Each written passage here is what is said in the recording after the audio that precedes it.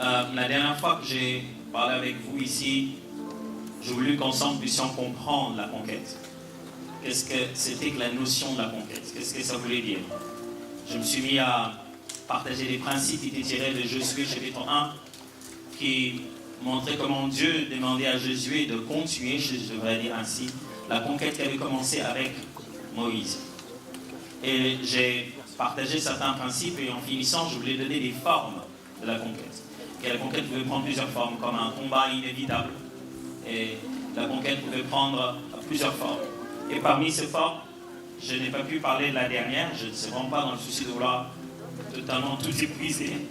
Mais la dernière forme de conquête, j'avais dit que la conquête est inhérente à la promesse. C'était la troisième chose que je vais dire en fait, que je suis déjà en train de dire. La promesse est inhérente à la... Qu'est-ce que je dis? La conquête est inhérente à la promesse. C'est-à-dire, quand Dieu nous parle de conquérir, il ne nous demande pas de prendre un territoire de quelqu'un d'autre. Ok, très important. Quand Dieu nous demande de conquérir, il nous demande de prendre le territoire qu'il nous avait promis. Seulement, la promesse de Dieu est un territoire occupé. C'est seulement ça la dynamique. C'est-à-dire que Dieu a promis tout le temps à Israël qu'il leur donnerait la terre. C'est pourquoi on appelait ça la terre promise. Une vieille histoire, d'ailleurs quand vous regardez, vous lisez les livres de la Genèse, c'est un peu pour démontrer d'où vient tout le conflit. On montre le fils de Noé, on montre comment tout cela a commencé. À quel moment, qui a été maudit, à qui on a donné la promesse, de la place de qui, c'est un peu toute l'histoire. Alors Dieu promet. Et dans la promesse de Dieu, si je dois rentrer dans le texte de Josué, il leur dit chaque fois, même quand il dit à Moïse, je vous donne une terre, et il dit, où habitent les Jébusiens, comment on appelait les habitants des Canaan? Il y a même des Cananéens déjà dans un Canaan qui est promis à quelqu'un d'autre. Les Égyptiens, il cite une longue liste de personnes qui occupaient momentanément la terre promise.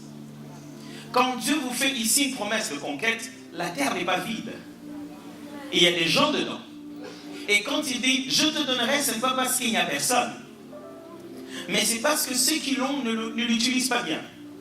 Et sa volonté ne s'exprime pas par ces personnes-là. Et il est en train de leur dire, non, je veux vous donner cet endroit-là parce que ils n'arrivent pas à faire ce que je veux. C'est pourquoi c'est très dangereux, mon frère, quand on est en train de parler de conquête ici. Certains terrains que nous sommes en train de gagner, d'autres personnes sont passées par là. Dans la vie, c'est toujours comme ça. Là où Dieu te promet d'arriver, quelqu'un a été là. Alors, ne te crois jamais spécial parce qu'en fait, il y a eu des gens plus spéciaux que toi. La place que Dieu te promet, il y a possibilité, il n'y a que 3 possibilités. Premièrement, quelqu'un qui était là est monté plus haut. Soit quelqu'un qui était là est déchu, complètement allé plus bas. Ou quelqu'un qui était là a été appelé à autre chose. La place que tu occupes n'est pas si nouvelle que ça.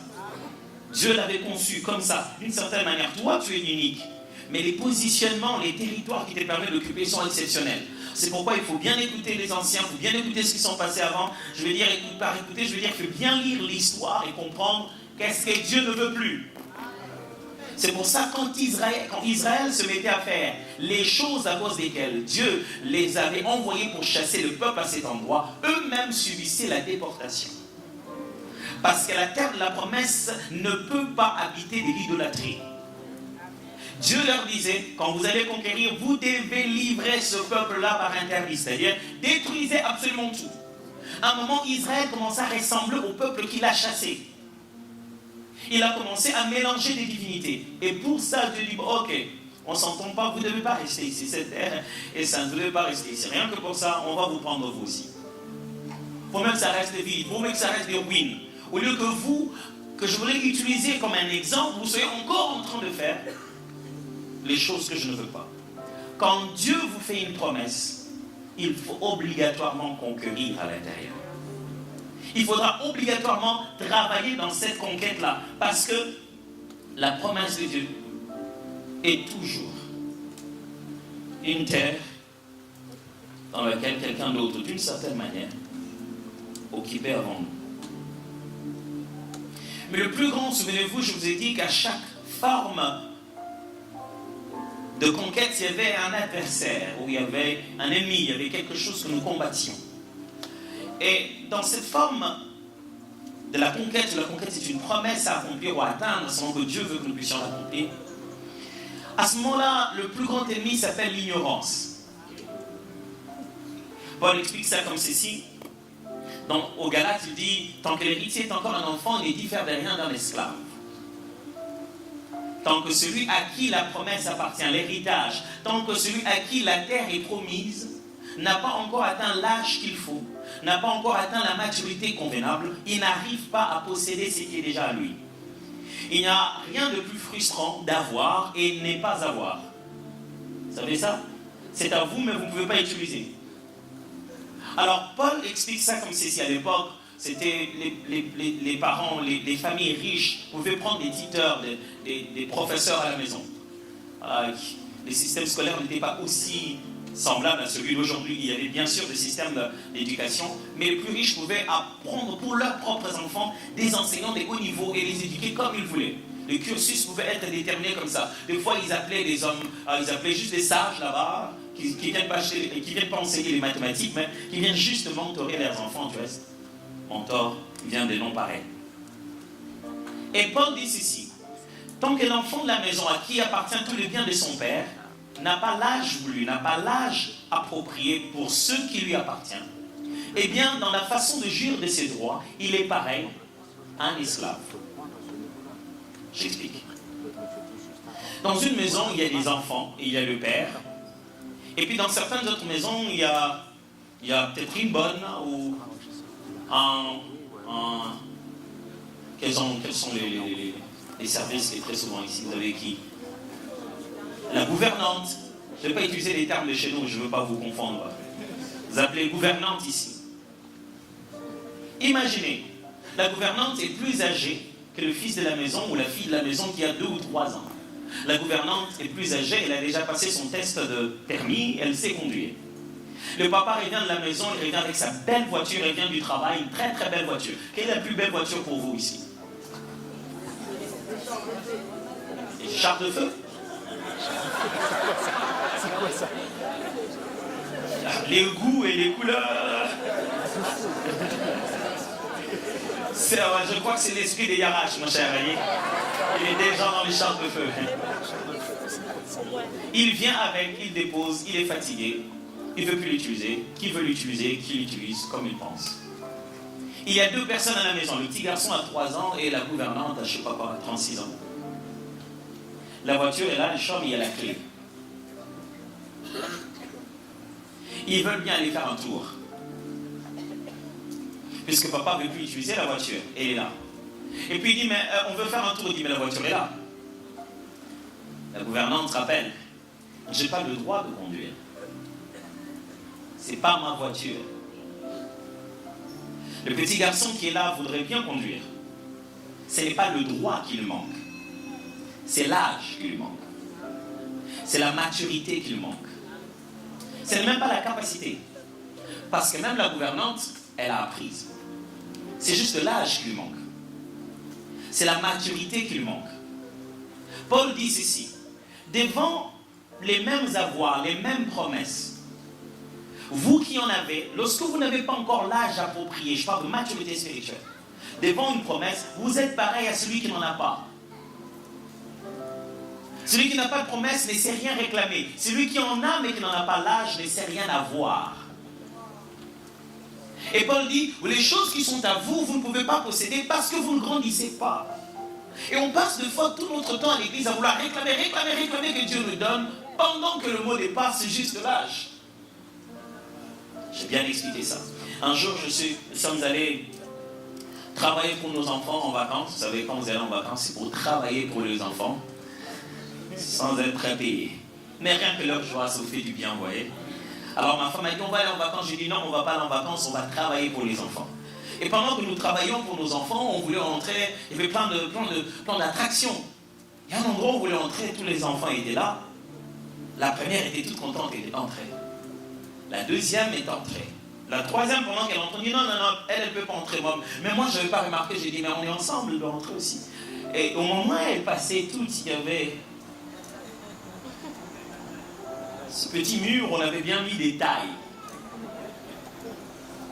On dit, si elle n'a pas cette taille, elle ne peut pas jouer avec la machine qui est dedans. Il dit, mais on a l'âge. C'est seulement qu'elle est format un peu, vous voyez, donc... vous avez tout compris. Il dit, non, mais elle n'a pas la taille. Elle voyait ses sœurs jouer. Elle ne pouvait pas. C'est pas qu'on ne veut pas l'argent pour ça, on a même payé le billet pour tous les jeux qu'il y avait dedans. Elle avait aussi son billet. Mais elle regardait ça de loin. Ça, c'est la véritable frustration des chrétiens. Dieu ne travaille pas avec ceux qui ont fait 20 ans dans le ministère. Il travaille avec ceux qui grandissent vite. Dieu ne donne pas à ceux qui ont trop réclamé. Il donne à l'homme qu'il faut, ce qu'il faut. Je ne parle pas ici d'être digne. Je parle d'être préparé, d'avoir grandi. De ressembler à ce pourquoi Dieu t'a appelé. De devenir ce qu'il attend que tu deviennes avant que tu manifestes ce qu'il voudrait que tu manifestes.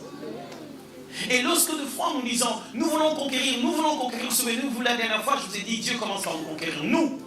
Quand il commence à nous conquérir, il nous transforme de plus en plus pour que nous puissions ressembler à notre conquête. Qu'on devienne de plus en plus la personne qu'il faut. Il travaille dans notre mentalité, dans notre façon de réfléchir. Il se demande, est-ce que tu es prêt? Est-ce que tu es prêt avec les choses que je vais faire avec toi? C'est dans la promesse. La promesse est à toi, mais tu dois grandir. C'est peut-être ma déformation. Je parle tout le temps de grandir à l'église. Il faut que l'église grandisse. Un frère était en train de me parler, je lui disais, écoute-moi, je vais te dire quelque chose qui va te choquer. Même vous, ça va vous choquer. Il dit, Jésus n'est pas un pédophile. Il ne va pas épouser une église non mature. Je vous avais dit que ça allait vous choquer. La maturité de l'église est la condition sine qua non pour qu'il vienne prendre l'épouse. Mais nous voulons avoir au lieu de devenir. La course n'est pas dans avoir. La course, c'est d'être transformé tout le jour en son image. C'est de devenir chaque fois. Et quand Israël, malgré qu'il avait la terre, n'est devenu plus que Dieu voulait, il sortait de la terre. Dieu le chassait, Dieu le faisait sortir complètement de là. Mais là n'est pas mon sujet d'aujourd'hui. Mon sujet d'aujourd'hui est très court, il est très simple. Puisqu'il va partout dans la Bible, je ne vais pas lire un seul texte. Je voulais juste m'entretenir avec vous avant de prier sur le fait que dans ce combat, on a besoin, bien sûr, des outils, des armes. Quelles sont les armes pour se battre avec? Qu'est-ce que nous avons? Quelles sont les armes disponibles pour la conquête? Qu'est-ce que Dieu nous a donné pour la conquête? La prière. Ben, on les connaît tous. On connaît tous ces armes, mais deux fois, on ne les utilise pas, ou bien on ne les utilise pas assez. Je vais citer certaines de ces armes, justement, que nous utilisons ensemble ici. Premièrement, on a cité ensemble la prière, n'est-ce pas? Paul en parle dans Romains. Il est très intéressant, Paul. J'ai jamais vu quelqu'un d'aussi humble que ce Paul. Il y a des gens qu'on voudrait bien voir dans la gloire. Parmi ces gens, je voudrais bien voir Paul. Parce que toutes les photos qu'on nous a dessinées de lui, chaque année, ça fait changer. C'est comme toutes ces photos de Jésus, chaque année, ça fait changer. Je dis, finalement, c'est lequel de Jésus? Il y en a de ceux qui désistent leur jésuité, ils disent non, je ne suis pas Jésus. Romains 15, 30 à 32. Je vous exhorte, frères, par notre Seigneur Jésus-Christ, Romains 15, 30 à 32. Et par l'amour de l'Esprit, à combattre avec moi en adressant à Dieu des prières en ma faveur. Et que je sois délivré des incrédules de la Judée. Et que les dons que je porte à Jérusalem soient agréés des saints. En sorte que j'arrive chez vous avec joie, si c'est la volonté de Dieu, et que je jouisse au milieu de vous de quelques repos. Paul demande aux autres de combattre avec lui dans la prière. Il doit conquérir des cœurs. Il a un combat contre une façon de réfléchir et il a une mission à finir. Il a dit, joignez-vous à moi, mais dans la prière. Vous n'êtes pas ici, vous êtes là-bas, mais je vous écris, vous pouvez participer. Comment? Dans la prière. Mes frères et sœurs, le problème que nous avons dans la prière, c'est sa définition. Quand nous disons prière, c'est peut-être le mot en français, ça veut dire prière de venir ce matin, je vous prie donc d'agréer la prière de me laisser rester. Donc il y a quelque chose qui dans nos têtes sonne toujours demande. Prier, ce n'est pas demander. On demande dans la prière, mais prier, ce n'est pas demander. Ce qui fait que le chrétien n'ont pas appris comment être spirituellement actif. Et ils deviennent réactifs et de fois passifs. Ils attendent d'être attaqués pour riposter. Ils attendent d'être envahis pour réagir. Pourquoi? Parce que pour eux, prier veut dire demander à Dieu. Un jour, je parlais avec un monsieur, je lui disais, mais on va prier. C'était une dame. Je parlais de... Tu m'as dit, oh, t'inquiète pas, mon père, quand tu lui parles des histoires de prier, il m'a dit, si je vais prier, je vais demander quoi? J'ai l'argent, j'ai des voitures, j'ai des enfants. Entre nous, si on se met à prier, je vais demander quoi? Parce que depuis un moment, ce sont nous les chrétiens qui ont mis dans la tête des gens que quand on veut dire prière, veut dire demander. Oh, prière, ça ne veut pas d'abord dire demander, vous savez bien. Prière veut dire conversation, parler avec Dieu. Parler, quand vous rencontrez vos amis, la première des choses, c'est demander. Vous imaginez cette amitié avec vous, avec Dieu? Dieu vous voit au cul et dit, oh, ces bandes de demandeurs sont encore là. C'est ça la relation qu'on va avoir avec Dieu. Et lorsqu'il faut conquérir, mes frères, vous devez apprendre comment prier. La prière est le moment spirituel où l'enfant de Dieu parle à son Père contre le diable et à son esprit. Lorsqu'un enfant de Dieu est né de nouveau, et que dans son esprit, dans son homme intérieur, il a été régénéré, il a repris tout contact avec le Père, à tout moment. Il peut parler et converser avec lui. Mais chaque fois que nous disons que nous voulons prier, ce n'est pas toujours au Père qu'on parle. Quelquefois, on parle tout droit à l'ennemi.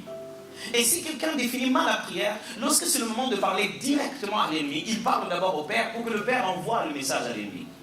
C'est là qu'ils font des formules du genre, Seigneur, je te prie que tout esprit mauvais qui est ici puisse partir au nom de Jésus. Écoutez, regardez bien cette formule. Si c'était une procédure, ça devait être en France. C'est long comme procédure. Vous voyez, il dit, Seigneur, vous voyez, il y a quelqu'un là, malade, quelqu'un qui a un esprit mauvais. Et il dit, Père, je te prie, au nom de Jésus, d'aider mon frère qui est malade, que cet esprit qui les dérange parte au nom de Jésus. Imaginez ça.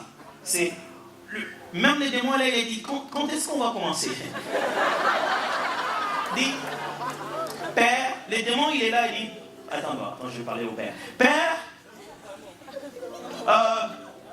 au nom de Jésus, je te prie que ces démons qui est là, qui partent. Le pouvoir qui chasse les démons n'est plus au ciel, il est sur la terre. On n'invoque pas Jésus pour qu'il chasse les démons. Nous chassons les démons au nom de Jésus. C'est totalement différent. Mais quand quelqu'un dans sa tête, il pense que prier veut simplement dire parler à Dieu. Un jour, une dame souffrait et tous les gens qui étaient autour de lui, les diacres, pleuraient. Les esprits la tournaient dans tous les sens. Il dit, oh Seigneur, délivre-la. Oh Père, plus il priait, il pleurait. Il pleurait grave. Ils étaient compatissants. Écoutez-moi, on ne sert pas Dieu avec la bonne foi. On sert Dieu avec l'obéissance. La bonne foi ne suffit pas. La bonne foi ne bonifie pas l'erreur. Si c'est par bonne foi que vous voulez rattraper l'arche, vous mourrez quand même. Si vous n'êtes pas de l'ordre des sacrificateurs comme nous ça. On sert Dieu par l'obéissance claire à sa volonté révélée. C'est que Dieu veut, fais-le seulement comme un enfant. N'essaie pas de te dire, Dieu va me récupérer de l'erreur, comme je ne vais pas le faire comme Dieu le veut, et puis il va me récupérer de là où. À quoi ça sert les principes spirituels? Alors, quelque chose d'intéressant, il se met à pleurer, il pleure pour le démon. Et les démons là, qui étaient dans l'enfant, crient. Il dit, vous voulez que je la tue? Il dit non, pardon. Vous voyez dans quoi on est arrivé? Vous imaginez ça?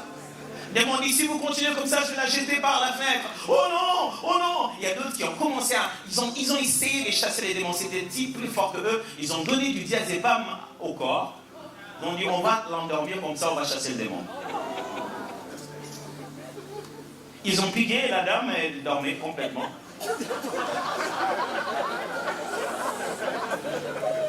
Mes frères, est-ce que nous prions ou nous disons des prières? Je n'ai rien du tout contre le catholicisme, je n'ai rien du tout. Mais nous avons tellement été élevés dans cette façon de réfléchir que nous pensons que c'est ça la prière. Ce n'est pas faire des citations, ce n'est pas introduire des demandes, non. C'est être spirituellement actif et conscient de l'activité spirituelle. Avec Dieu, contre l'ennemi et sur soi-même. Pourquoi j'ai dit sur soi-même? Parce que les enfants de Dieu, quand ils prient, ils ont tout le temps cette phrase. Ah, ces derniers temps, ma vie de prière, j'arrive pas à prier. Ils veulent dire, ils n'arrivent pas à dire des phrases intelligibles pendant longtemps. Et s'ils ne peuvent pas construire des phrases intelligibles pendant longtemps dans la prière, de manière soutenue parce que leur émotion est basculée, ils disent qu'ils n'arrivent pas à prier. Jésus ne disait pas de phrases inutilement, il savait qui il était. Il disait ceci: mon âme est triste jusqu'à la mort, venez monter avec moi pour prier. Jésus, ton âme, c'est qui? C'est la partie de moi qui ressent la douleur.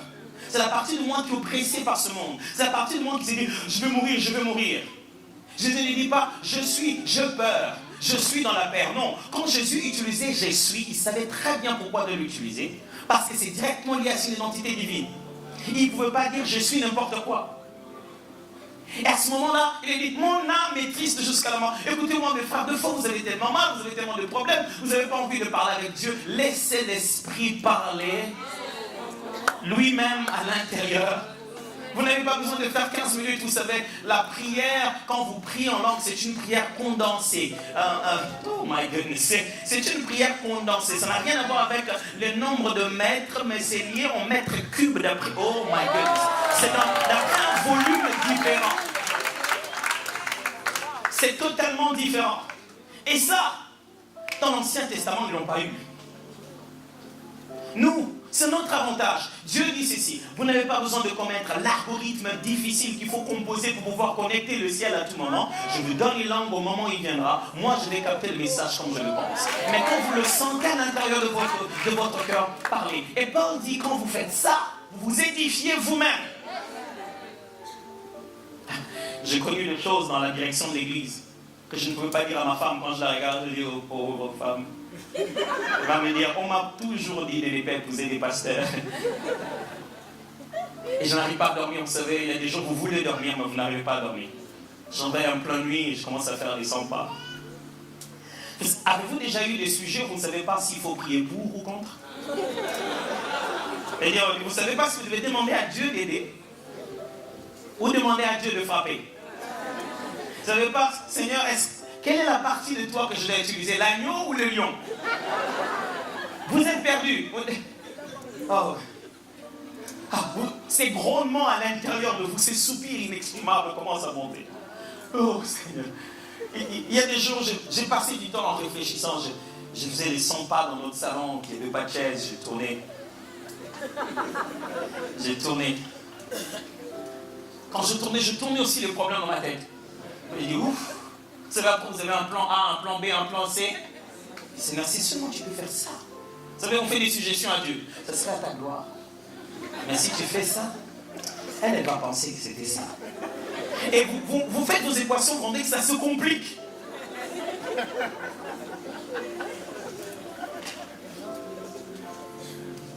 Et pendant que j'ai réfléchi, l'Esprit m'a dit au cœur, quand est-ce que tu vas prier alors?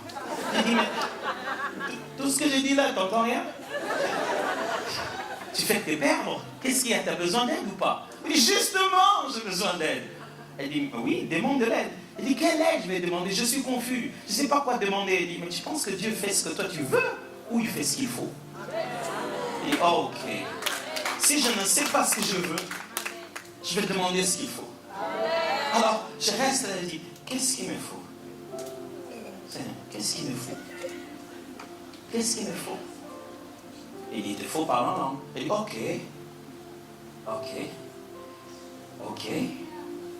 Vous avez déjà parlé en langue au point que vous ne savez pas ce que vous dites, mais votre tristesse se transforme en joie. Vous n'avez rien reçu. Rien du tout. L'argent que vous attendez, vous ne l'avez pas. Il n'y a pas de coup de fil. Mais pendant que vous priez, il y a une substitution des sentiments intérieurs. L'Esprit de l'Éternel a travaillé au dedans de vous. Vous avez appelez ça comment? La Bible appelle ça prier. C'est ça, prier. Et quand vous voulez conquérir mes frères, vous serez obligé de beaucoup prier en langue. Oh, je vous assure, vous serez obligé de beaucoup prier en langue. Je suis allé dans les endroits où j'arrive un jour, la nuit, je dors, le lendemain je vais prêcher, la nuit j'ai une visitation. Des gens qui viennent me menacer, disent, mais qu'est-ce que tu es venu faire ici? On ne veut pas de toi, si tu ne vas pas, tu vas mourir. Vous savez, déjà, moi, en faisant les sports de combat, j'ai appris que quand ton adversaire te fait beaucoup de menaces, c'est qu'il a peur. Si tu arrives à imaginer ce qu'il te fait imaginer, c'est que c'est toi qui commences à avoir peur. Vous savez, les gens qui vous cognent jamais, qui vous disent, toi, je vais te porter, je vais te toucher, je vais te cogner. Vas-y, faisons-le rapidement, au lieu de raconter ce qu'on va faire. Mais si dans ta tête, tu commences à te voir être porté, jeté, cogné, tu commences à perdre dans la tête. Chaque fois que le diable s'agite, c'est que je me rends compte que je lui fais déjà mal avant de le toucher. Et je me réveille la nuit, je dis, ah, c'était ça. Mais je venais gentiment au fond, je ne savais pas que vous vouliez, vous étiez embarrassé. Bah, maintenant que vous êtes embarrassé, on va en finir une bonne fois pour toutes. J'ai passé toute ma nuit à parler en langue. J'ai passé toute ma nuit à parler en langue. Mes frères, j'ai eu des occasions où je suis venu dans des réunions, tout le monde avait prévu, si j'ai dit un mot, c'est par là qu'on va m'avoir. Et j'ai passé toute ma nuit à parler en langue. Quand j'arrive, je dis rien. On te demande, tu dis rien? Non, ça va. Après 3 jours, on me dit, tu sais, heureusement que tu n'as rien dit. Je dis, moi je n'ai juste pas envie de parler. Hein. Vous savez, quand vous parlez, vous priez en langue, vous faites fonctionner le plan de Dieu dans l'inconscience de l'humain. Je vous explique. Vous faites un téléchargement direct, sans... Comment on appelle ça? Sans escale. Paul dit, c'est celui qui prie en langue, son intelligence devient stérile à ce moment-là. Ça va de l'esprit à l'esprit, sans compréhension. Vous ne comprenez pas, mais vous captez. Ok, on va essayer de saisir ça. Vous ne comprenez pas, mais vous captez.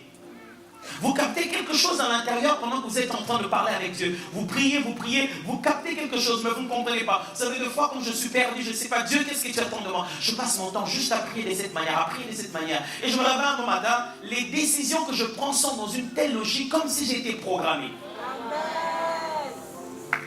En fin de compte, on me dit, ah, tu savais ça? Je dis, non, je ne savais pas. Frère, vous n'avez pas besoin d'être prophète, vous pouvez juste être prophétique. Juste être prophétique.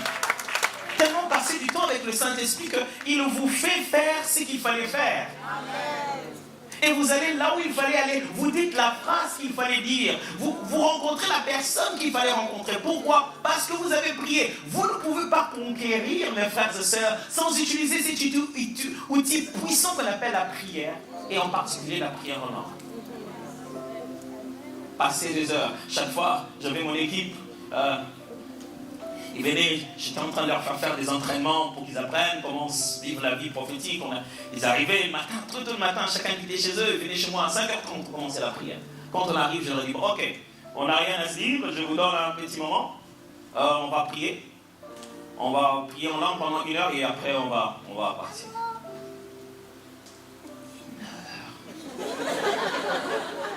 Il y a des gens qui parlent en langue, il a besoin qu'il y ait la musique et que ça monte le parler en langue.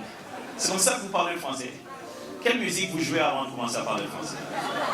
Les parler en langue, en tant qu'un don, c'est une diversité qui est différente, qui est un message à exprimer. Mais en tant qu'un sceau de la présence de l'esprit, une manifestation de la nouvelle alliance, c'est lié à votre nouvelle nature. Ce que vous êtes en esprit parle en langue. Ce que vous êtes dans votre chair parle en français.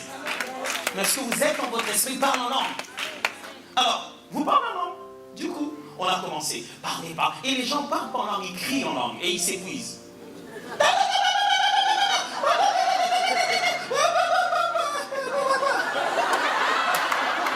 Et c'était à peine 5 minutes. Et ils étaient épuisés.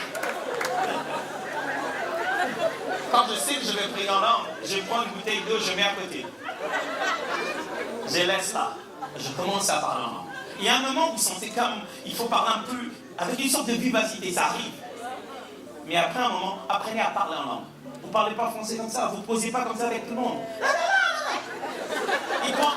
Il y a des moments c'est comme ça, c'est une impulsion qui vous arrive. Mais quand vous priez, surtout dans votre vie personnellement, dans votre chambre, calmement, prenez le temps de parler en langue. Et au fur et à mesure que vous parlez en langue, vous allez progressivement commencer à vous rendre compte que quelque chose change. Ça change progressivement. Ça change, ça change, ça change. J'aurais dit, bon, c'est ce qu'on va faire. On va prier en langue, on a commencé. Au bout de 15 minutes, tout le monde me dit, oh, je le voyais revenir vers la prière. Vous savez, chacun était là-bas en train de prier en langue. Oh, chacun revenait pour voir sa montre. Oh, et là, chacun se dit, ouh, il y a encore du temps, il y a encore du temps. Et ils sont partis. Et voilà, c'était péniblement qu'on a fait 1 heure. C'était 1 heure de 10 minutes, 10 minutes, 10 minutes, 10 minutes, jusqu'à ça. Alors 10 minutes, on regarde 10 minutes. Et à un moment, ils ont prié en langue mécaniquement. Vous savez, comment seulement dire bon, pour qu'on finisse avec cette affaire. Mais, spirituellement, mes frères, vous ne pouvez pas conquérir si vous ne vous exercez pas. Vous ne devenez pas un champion sans exercice. Vous savez, les champions, ce n'est pas sur le terrain qu'on le connaît, c'est dans l'entraînement. Celui qui s'entraîne comme un champion sera un champion. Très souvent, nous voulons que Dieu nous donne la grosse occasion, celle des Goliaths, pour qu'on n'épate tout le monde. On n'épate pas les gens chez Goliath, on épate les gens avec l'ours. On épate les gens avec le lion dans la forêt. On épate les gens en secret. C'est quand on dit ce qui s'est passé en secret que Saül lui dit, ok, je veux bien voir ça. Et nous on s'est dit, Dieu va nous donner des grands, il va nous donner un grand moment ici à Lorient, on va bouger Lorient, commencez à venir d'abord au culte, on dit bien aimé, le culte va commencer, prenez place, on va parler en langue, on ne quittera pas cet endroit si on n'a pas encore parlé. Ça ne va pas descendre, vous devez vous exercer dans ça. Ça ne va pas vous arriver. Vous savez, quand on devient enfant de Dieu, on a toujours tendance à subir. On a tout le temps besoin de... Mais c'est ce que Paul est en train de dire. Tant que l'héritier est un enfant, il faut se mettre à grandir, à apprendre, à commencer à exercer progressivement. C'est comme ça que l'on grandit dans les choses de Dieu. On a fait comme ça 1 semaine, 2 semaines. Un jour, je leur dis, ok, maintenant on va passer à la dimension supérieure. Qu'est-ce qu'il y a? Je dis, ok, on va maintenant commencer à comprendre ce que vous avez pris, ce que vous avez reçu, ce que vous percevez. Essayez de commencer à dire ce que le Seigneur a mis dans votre cœur. Vous avez l'impression que j'allais les tuer. Vous savez, il y a des gens qui pensent, qui sont plus chrétiens quand ils disent, moi ces choses-là, c'est pas pour moi. Ça, c'est un gros mensonge. Un gros mensonge. C'est comme si vous rencontrez un chien qui vous dit, moi je suis le genre des chiens qui n'aboient pas. Moi, génial. Ça, c'est mon truc. L'histoire d'aboyer, c'est pour vous. C'est lié à votre nature. Ce n'est pas qu'on essaie de vous forcer de faire ça. C'est ce que vous êtes. Il n'y a rien de plus normal que de rencontrer un chien qui aboie. C'est bizarre lorsqu'on rencontre un chien qui n'aboie pas. Il n'y a rien de plus normal de rencontrer un chrétien qui parle en langue. C'est bizarre quand on rencontre un qui ne veut pas. Et nous, on veut être l'exception. Non, moi, je ne parle pas en langue. Chaque fois que je suis avec des gens, je dis, moi je ne parle pas en langue. Je dis, pourquoi? Je dis, oh, c'est pas parce que je ne parle pas en langue, je n'ai pas encore reçu. Est-ce que vous lisez les Écritures? La Bible n'a pas dit, le Saint-Esprit parle en langue en vous. Non. Parce que quand on priait avec lui, on a commencé à prier avec lui, à un moment, il m'a dit, on va prier Seigneur que tu lui donnes de parler en langue par ta grâce. C'est déjà donné. Aussi facile qu'un pain, aussi facile qu'un poisson. Quand lui les parle. Et lui, pendant qu'on prie, il a fait ça. Vous savez, des fois, il faut prier en ouvrant les yeux. Hein. J'ai ouvert les yeux, je l'ai vu. Je l'ai touché, j'ai dit, qu'est-ce qu'il y a? Elle dit, c'est pour que ça sorte.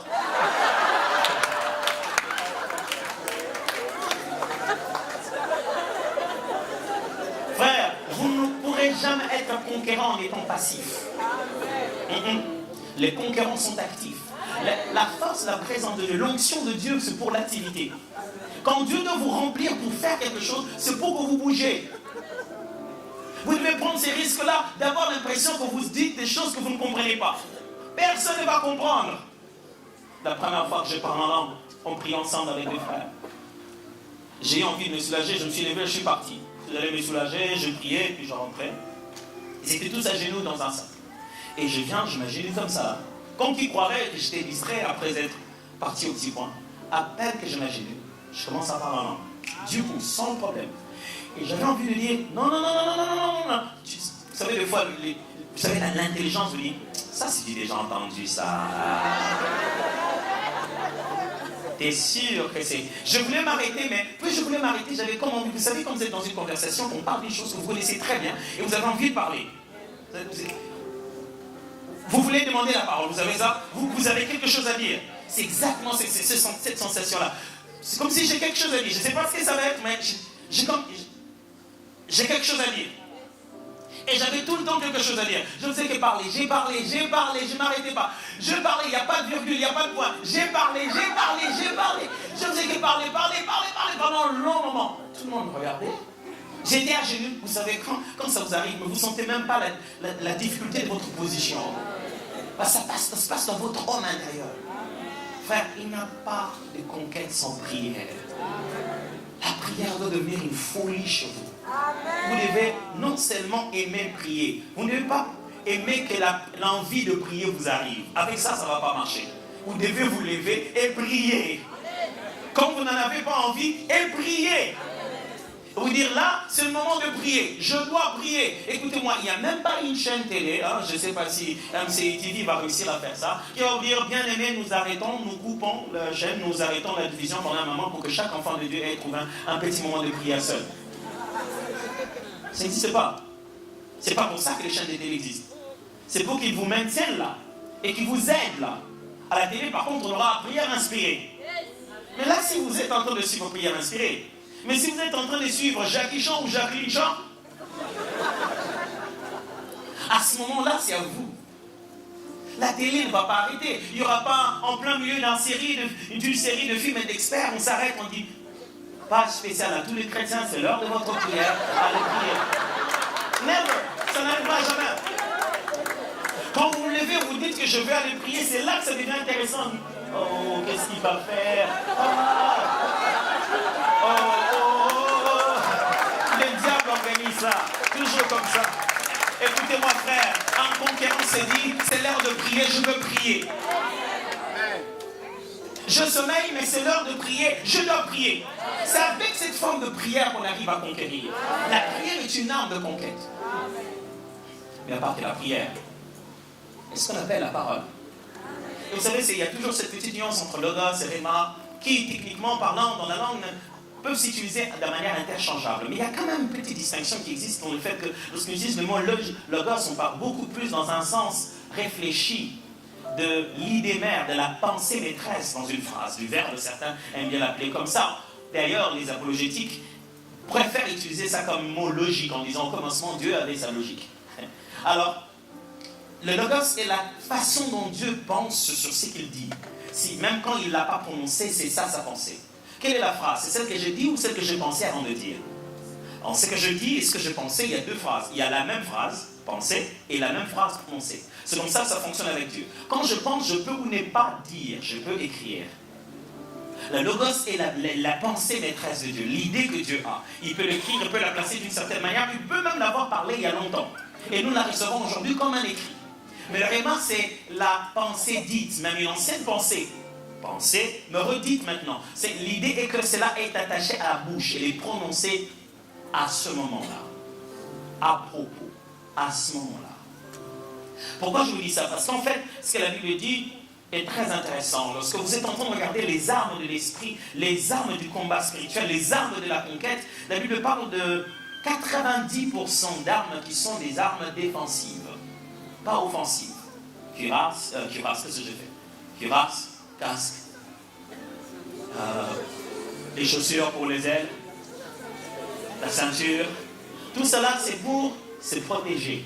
Il n'y a qu'une arme lorsqu'on décrit ce combat, parce qu'on décrit un combat de corps à corps. Dans les armures, les armes normales d'un officier romain dans un combat, c'est qu'il a aussi le javelot s'il porte le bouclier. Ça, c'est quand c'est à distance. Mais il ne dégaine son épée que quand le combat est à corps à corps. Ce qui veut dire que lorsque tu as besoin des armes, ce que Dieu te permet en corps à corps avec l'adversaire. Quand il est loin, il s'occupe de lui. Quand Dieu te dit, sors les armes, c'est qu'il est à côté. Chaque fois que Dieu te pousse vers les armes, c'est que l'adversité est proche. Alors, à ce moment-là, Dieu ne cite qu'une seule arme. Offensive. Il dit, l'épée de l'esprit qui est la parole de Dieu. Très important à savoir. Il dit ceci en grec, l'épée de l'esprit qui est le rhéma de Dieu. Il ne dit pas l'épée de l'esprit qui est la Bible. Justement, la Bible n'existait pas encore. Parce que c'est dans la Bible. Hein? Parce que je vois les gens quand je prends la Bible, il prend la Bible, il dit je chasse Satan avec l'épée de l'esprit au nom de Jésus. Possible que certains des imprimeurs n'étaient même pas chrétiens. L'épée de l'esprit est dans la Bible. Ce n'est pas la Bible en tant que livre, c'est la Bible en tant que message. Mais c'est surtout, voilà ce que Paul dit, il dit l'épée de l'esprit qui est le rhéma de Dieu. Je vous donne un exemple très facile, d'un combat que nous connaissons tous. Hein, voilà. Il n'y a que deux moyens de savoir ce combat-là, parce qu'il n'y avait que deux personnes qui se sont battues. Soit l'un d'entre eux, surtout celui qui a gagné, est allé parler de ça à tout le monde. Soit on devait être présent, or on n'était pas présent, soit l'un de ceux qui se sont battus a parlé à tout le monde. C'est le combat qui a eu lieu au désert, vous vous souvenez? 3 tentations et 3-0. Jésus se battant avec le diable, il est allé jeûner seul. Et comment les disciples connaissent cette affaire si ce n'est pas par lui-même qu'il en a parlé? Et quand il sort de son jeûne, il leur raconte ce qui s'est passé. Il leur dit, pendant 3 fois, je me suis battu avec Satan. Combat terrible. Comment se passait le combat? Comment c'était Jésus? Jésus a parlé de son combat avec l'adversaire, il n'a pas parlé des cuirasses de justice. Paul, où est-ce que tu trouves ça? Oui, il en a parlé, mais c'est là-dedans, c'est là-dedans. Alors Jésus est en train d'expliquer, et les apôtres parlent de ça, et cette tentation de ce combat dans le désert. Vous imaginez, le diable le prend, il l'amène, la Bible dit que le diable le prend, l'amène sur le haut du temple, c'est-à-dire moyen de transport utilisé, diabolique. Réfléchissez, non? C'est pas que chacun a dit on se voit au temple, ok, chacun au bout, non. Vous savez que le combat se passait en esprit d'abord. Mais imaginez que la Bible dit le diable l'a pris et l'a placé. C'est-à-dire le moyen de transport, c'est le diable aurait pu le lâcher en chemin. Mais il le prend, il le place. Et quand il le place, il ne le pousse pas. Il lui dit, toi, saute. Vous voyez combien l'ennemi est limité? Plusieurs fois que tu as sauté, il ne t'a jamais poussé. Il t'a dit saute, et toi tu as sauté. Parce que le diable ne peut pas détruire la volonté de Dieu sur ta vie. Il ne sait que te causer à te détruire toi-même. Alors qu'est-ce qui se passe? Jésus, on voit comment il se bat. Le diable arrive avec des illusions, avec des mensonges, un peu comme le prophète Jérémie en parlait ce matin. Jésus voit ça, oh, n'importe quoi. Chaque fois que Jésus devait frapper le diable, il dégainait une arme. L'épée de l'esprit. C'était quoi l'épée de l'esprit? Avec précision, Jésus choisissait pas n'importe quel verset. À cette époque, il avait déjà à peu près 39 livres avec lui, n'est-ce pas? Au minimum, de ce que nous considérons comme étant l'Ancien Testament. Il avait déjà beaucoup de livres, plus que le Nouveau Testament. Pourquoi Jésus prenait Deutéronome chapitre 8, verset 3, partie B? Parce que c'est la parole qu'il fallait pour ce moment-là. Chaque fois que Jésus parlait contre le diable, il ne lui citait pas Genèse, Apocalypse. Il lui citait la bonne parole, celle qu'il faut en ce moment-là. Vous ne repoussez pas le diable quand vous racontez toute la Bible. Mais quand on parle des Saint-Esprit de Dieu, vous dites la parole de Dieu. La bonne parole, le rhéma de Dieu. Frère, nous n'allons pas conquérir à force de faire des généralités. Nous allons conquérir à force de comprendre avec précision celle que la parole que Dieu veut qu'on puisse faire. Je me souviens un jour, j'étais en train de prier avec une dame, et bien, ça a eu problème, elle n'arrive pas à avoir d'enfant, et vous l'avez compris ensemble. Vous savez, quand quelqu'un vous amène des sujets pareils, c'est pas quand vous allez dire, allez, je prie pour toi, vas-y, le Seigneur a agi. Le seul moyen de savoir que le Seigneur a agi, la preuve va être tangible. Il n'y a pas moyen de lui dire, le Seigneur agira un jour, ça va se passer. Non, il n'y a pas de un jour. La preuve, tout le monde la connaît. Il y a des miracles qui disent, ça va se faire à la maison. Oui, mais après, tout le monde doit voir s'il y a eu ou non ce miracle. Et je priais avec elle, et pendant que je priais, je dis, Seigneur, quel est le rhéma? Écoutez-moi, mes frères. Oh, gloire à Dieu. Alléluia. Oh, alléluia. J'ai prié pour elle, et à ce moment-là, Dieu me dit, demande-lui d'aller chanter à la chorale. C'est ça la folie du rhéma. Parce qu'il n'y a que le rhéma qui te demande de prendre une méthode non compassionnelle pour aller te battre avec à la guerre. Dire à ton armée, on va tourner 7 fois. Je dis, mais c'est quoi ce garçon? Avec Moïse, on ne faisait pas ça. Mais c'est ce qu'il m'a dit. Je suis venu après elle. Je ne ressemblais pas du tout à un homme de Dieu. Je disais, madame, j'ai beaucoup prié, mais je ne sais pas comment une parole. Alors, vous savez, des fois, les gens ils disent, oh, l'homme de Dieu va me donner une parole incroyable. Mais des fois, le rêve m'a dit, va te jeter dans une eau boueuse. 7 fois.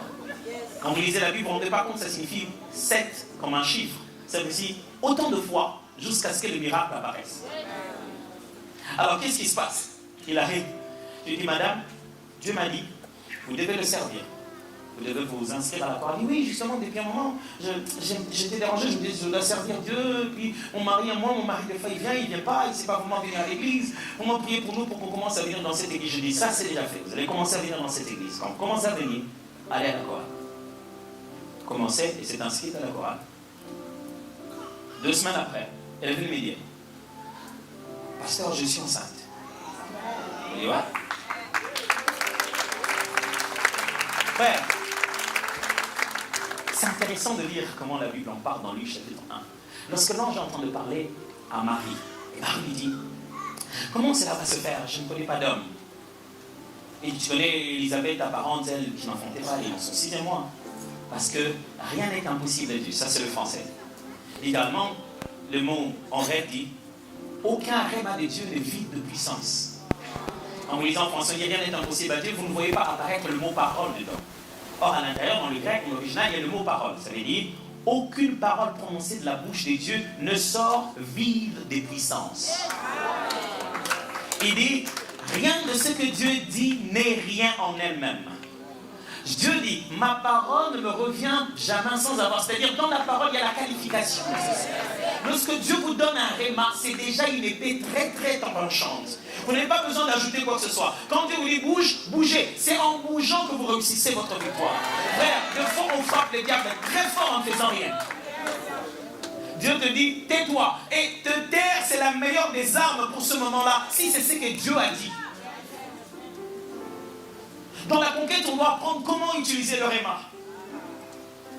Et Jésus dit, et Pierre, Paul est en train de dire, lorsque vous utilisez le rhéma, vous savez frapper l'ennemi. Je prie Dieu que dans cette église, il vous donne une inspiration bien précise, bien claire, de la petite chose à faire, qui va tout changer. Vous savez, Dieu connaît la véritable taille de l'adversaire. C'est pourquoi il n'utilise pas une grosse pierre pour faire tomber Goliath. Il sait ce qu'il vaut. Il est tout petit, il faut juste prendre une petite pierre. Il connaît ce que vaut Goliath. Juste une petite pierre, ça va le faire tomber. Juste avec ça. C'est avec le rhéma de Dieu qu'on devient précis dans ce que Dieu attend de nous. Vous connaissez mieux que moi toutes les armes qui existent. Je ne sais pas vraiment aller dans toutes ces armes.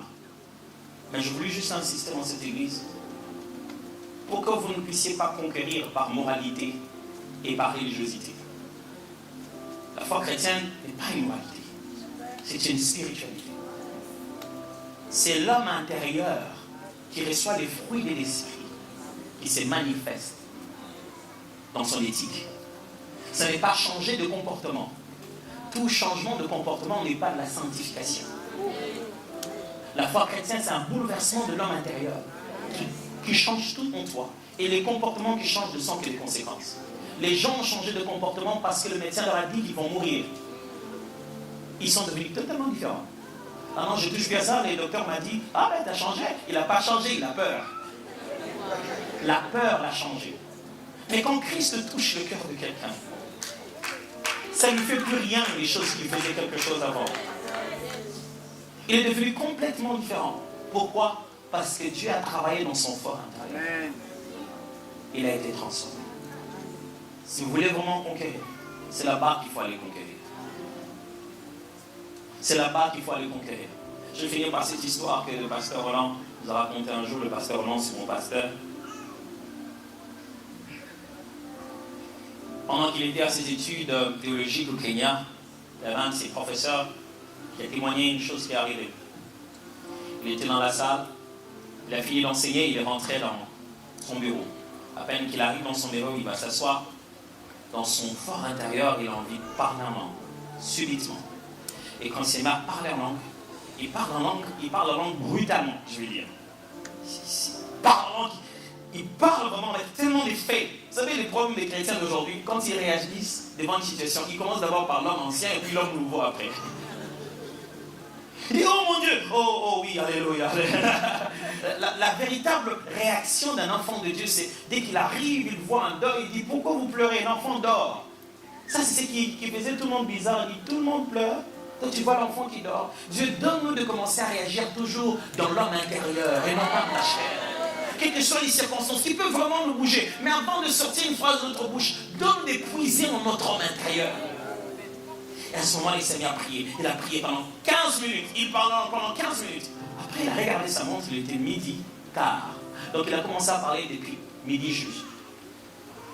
À la fin, il rentre chez lui, à la maison. C'est sa fille qui vient l'accueillir. Elle était si contente. Il vient l'accueillir, il dit, oh papa, tu sais pas ce qui m'est arrivé aujourd'hui, j'ai failli mourir. Bon, qu'est-ce qui s'est passé? Elle dit, j'étais ici en train de jouer. Comme je jouais dehors, mon ballon était loin de moi. Et je devais traverser pour aller le prendre parce qu'il est allé de l'autre côté de la ville. Maman était à la maison en train de préparer et j'étais seul. Comme j'ai vu qu'il n'y avait pas de véhicules qui passaient, je voulais courir vite pour aller chercher le ballon. Mais en courant au premier tour, j'ai failli me faire tamponner. À 2 doigts, la voiture s'est arrêtée là. Je ne sais pas d'où elle est venue cette voiture. J'étais glacé, j'avais tellement peur. Au lieu de reculer, je continuais. Je suis allé du côté du ballon. Maintenant, il fallait que je rentre encore. J'étais là tellement glacé. J'ai passé tellement de temps pour être sûr qu'il n'y avait plus de véhicule. Après, j'ai repris le chemin et cette fois-ci, encore une autre voiture a failli m'étamponner. Je dis, papa, tu ne sais pas comment je suis content, je suis tellement heureux. Parce que ces voitures s'arrêtaient comme si quelqu'un les arrêtait. Elle dit, oh, béni son Dieu, c'est tellement bien. Ça s'est passé quand? Elle dit, je m'en souviens très bien, il était midi juste. Partir et revenir, ça m'a pris 15 minutes. Nous voulons connaître les noms de nos adversaires pour les citer. Savoir les adresses pour les nommer. Et si on puisait dans l'omniscience de Dieu? Si on parlait avec Dieu des choses que lui comprend sans qu'on ait besoin de comprendre. Si on laissait nos cœurs passer juste ce temps-là à prier. Vous savez, quand je viens de prier et passer mon temps à prier en langue, je me sens comme un bulldozer. J'ai plus peur de rien. Je ne sais pas ce que j'ai dit, mais j'ai simplement un sentiment profond. Et je suis prêt. Frère, Jésus finit une mission glorieuse. Il dit, il reste une petite touche finale. C'est tellement important que ça vous prendra 50 jours. Ça va venir. Vous pensez que Jésus nous a fait une telle promesse pour une chose qui est optionnelle? En nous disant, attendez que l'Esprit vienne le jour de la Pentecôte. Certains, s'ils veulent, ils vont l'avoir. D'autres, s'ils ne veulent pas. Ceux qui vont l'avoir, on les appellera des pentecôtistes. Ceux qui ne vont pas les avoir, Vous pensez que c'est pour ça que Jésus est mort à la croix? En promettant qu'il va répandre de son esprit. Et que l'Esprit devait venir à l'Église de manière optionnelle. Ceux qui pensent qu'avec leur intelligence, ça suffit, ils n'ont pas besoin du Saint-Esprit. La meilleure, c'est qu'un jeune homme, un jour, est allé à un endroit pour demander le boulot. Ce n'était pas là où il était. Il était en dehors de son pays, il est allé ailleurs pour demander le travail. Mais son diplôme n'était pas si qualifié à l'endroit où il était arrivé. Justement, en parlant de toi. Il y a cette affaire des études. Qu'est-ce que tu fais, toi? Communication. Il y a cette affaire de tes études qui est une deuxième dimension. C'est comme des études beaucoup plus supérieures. Je ne sais pas si ça doit s'appeler des masters. Mais qu'il n'y a pas ici, que ce que toi tu préfères n'existe pas en France. Qui te demande de pouvoir voyager. Pasteur, apôtre, vous ferez mieux de bien utiliser ce jeune homme maintenant parce qu'il va s'en aller. Utilisez-le au maximum. Parce que son appel à lui, ce que Dieu a mis en lui, c'est un esprit de créativité. Et les niveaux des choses qu'il doit apprendre ici, il n'y en a pas. Je ne sais pas comment savoir, mais pendant qu'il était autour de gens, il parlait anglais. Je ne sais pas savoir c'est quelle ville il était exactement. Mais ces degrés d'études qui devaient amener un autre niveau dans la créativité. Il devait le faire loin d'ici. Considérez-les comme une sémence. Utilisez-le au maximum. Il est en train de s'aimer quelque chose. Comme Moïse, vous devez le laisser partir un moment. Et vous le récupérez plus tard. Mais il doit partir. Il y a une grande partie de sa destinée qui est directement liée à ses études. L'endroit où l'Éternel va le placer, c'est pour qu'il influence en tant que chrétien. Pendant qu'il est là, mettez-le dans les enseignements, mettez-le dans tout ce qu'il faut. Parce que les gens de personnes avec qui il va travailler ne sont pas des chrétiens du tout. Ce sont eux qui vont généralement commencer à le consulter. Ce sont eux qui vont généralement commencer à demander son service. Mais c'est là que Dieu veut qu'il puisse être. Ta conquête au-delà de tout ce que tu es en train de faire, Ta conquête à toi, c'est dans ce domaine-là des études. Je prie le Dieu que je sers. Et si c'est question de dollars, il donnera des dollars. Si c'est question de livres sterling, il donnera des livres sterling. Pour que la prochaine étape... Est-ce que dans cette église, tu es seul ou tu as déjà ton membre de famille ici? Tu as tes parents ici? Et qui d'autre? Tes autres frères? Ok, donc vous êtes nombreux dans la famille. J'espère que tout le monde m'a entendu clairement. Alors, et ce moment-là, ce jeune homme était en train d'étudier. Et il avait fait ses études, il est arrivé là-bas, on l'a vu, son diplôme était plus petit. Et ce n'était pas le diplôme qu'il fallait. Il voulait avoir un poste dans le domaine de l'informatique. Les gens étaient déjà très élevés en informatique. On a dit, le seul poste qu'on a ici, c'est faire la serpillère. Et avec le diplôme que tu as, on ne pense pas que tu vas vouloir ça. Il a dit, non, je vais y aller, vaut mieux ça que rien. Il a commencé à passer la serpillère dans ses bureaux. Un bon matin, il y avait la débandade partout. Il arrive, il y avait une débandade incroyable. Le chef qui sort de son bureau, qui crie, il dit, mais non, on en est arrivé à tel niveau. Si quelqu'un réussit ça, il devient le manager en charge de tout ce qui est high-tech. Vous savez, quand on vient dire tout haut à tout le monde que votre poste peut s'en aller si quelqu'un fait mieux que vous. Il dit, c'est quoi l'affaire? On dit, depuis ce matin, tous les clients appellent. Il y a un problème, ils n'arrivent pas à voir nos services. Et on ne sait pas qu'est-ce qu'il y a avec notre serveur. Vous savez, à l'époque, il y avait un ordinateur caché quelque part, c'est lui qui servait des serveurs. Et on ne sait pas quel est le problème avec les serveurs. On a tout fait. Et le serveur ne passe pas toujours. Mais les autres machines, ça marche. Alors le gros client commence à appeler. Il dit, messieurs, si dans 30 minutes on n'a pas ce qu'on veut, on change de client. Et chaque fois qu'un gros client appelait pour dire qu'il était dans l'urgence, le patron de la boîte sortait et disait à tout le monde que c'est lui qui va réussir à résoudre ce problème, il lui donnerait une promotion. Tout le monde est passé pour essayer. Lui, il venait d'Afrique, bien sûr, il arrive et dit, est-ce que je peux aussi essayer? Le patron l'a regardé avec sa serpillère. Elle dit, au point où on en est. Vas-y, hein. Les gars, il arrive. Il commence à utiliser son diplôme parce qu'il était super intelligent. Il regarde, je ne sais jamais comment cette affaire s'est passée vraiment. Il a regardé, il a touché. Vous savez, on utilise des raccourcis, shift, tout ça. Il ne comprend pas. Qu'est-ce qui se passe? Heureusement pour lui, qu'à part son diplôme, il avait cette nature de citoyen du ciel. Ok, on change de connexion maintenant. Là, on n'utilise pas le diplôme, on utilise l'omniscience de Dieu, les ressources divines. J'aimerais avoir dans mon entreprise des gens, quand les diplômes stoppent, ils utilisent une autre forme de ressources. Parce qu'ils ont été renouvelés. Alors, il s'arrête, il prie, il dit, Seigneur, qu'est-ce qu'il y a? Qu'est-ce qui se passe? Il a senti qu'il devait prier en langue. Alors il a demandé au chef, il dit, est-ce qu'on peut me laisser un peu seul? Ils se sont dit, les Africains, certainement, ils vont faire des gris-gris. On l'a laissé seul. Il a commencé à faire les 100 pas en parlant en langue. Il parle en langue. Et il a parlé en langue. Pendant qu'il parlait en langue, il a eu une vision. Et dans cette vision, il y avait une prise qui n'était pas branchée. Il a regardé. Il dit, est-ce que c'est vrai ça? Quand il tourne, il voit que c'est vrai. Pour rendre sa solution très difficile, il ferme les stores. Il ne veut pas pour ça, c'est qu'il a vraiment fait. Après, il va, branche rapidement, quand il branche, regarde, tout s'allume. Vous savez, à l'époque, l'unité centrale et l'écran n'étaient pas ensemble. Et quelqu'un n'avait pas branché l'écran.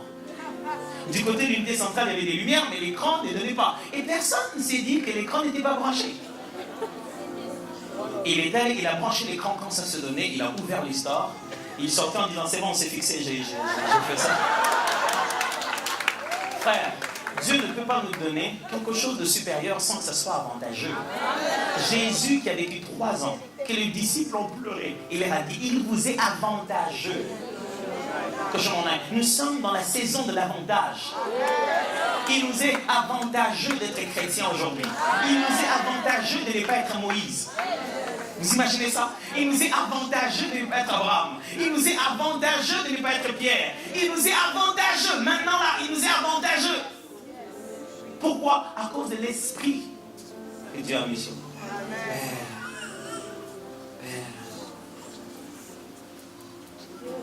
Père. Soit juste pendant un moment, nous puissions prier Dieu du fond de notre cœur pour la francophonie. Juste une petite intercession. Seigneur,